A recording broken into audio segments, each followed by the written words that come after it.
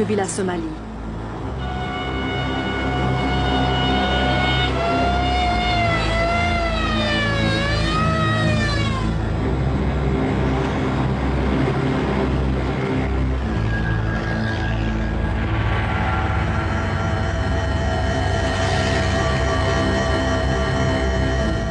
Rémi Friedman, le délégué qui accompagne le convoi, compte les camions. Peut-on avoir confiance dans les hommes armés qui les gardent?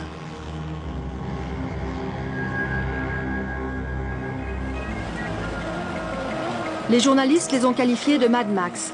Les organisations humanitaires emploient le terme plus neutre de véhicules techniques.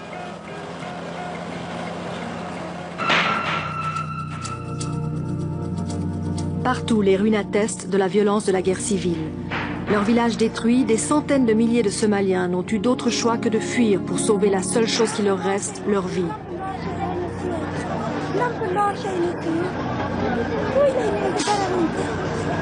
Partout, des mains qui se tendent, des visages faméliques.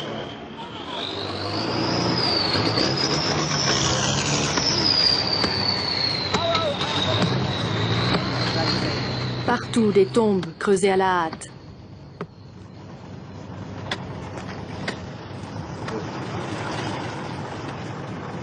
Les victimes sont si nombreuses, impossible de les secourir toutes.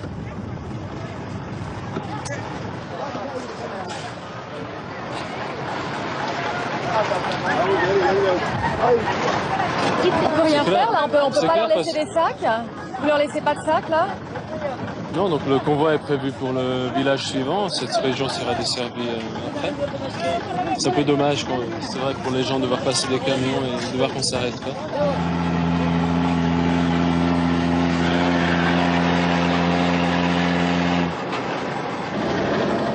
Le convoi de la survie, mais pour beaucoup de Somaliens, les camions arrivent trop tard.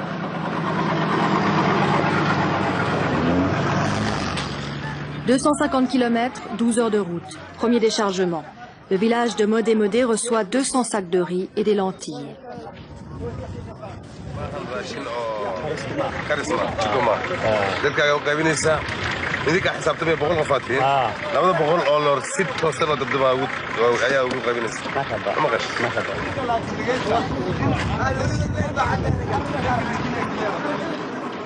Le village abrite 3 clans. Le partage est difficile et les sources de conflits nombreuses.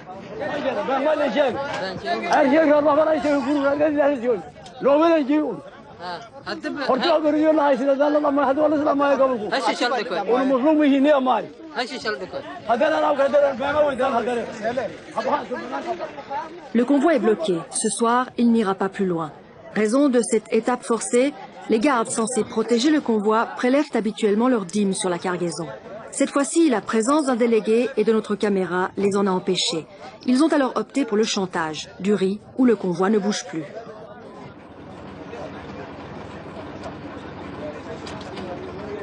Au petit matin, l'inquiétude s'apaise. Il semble que le convoi va repartir.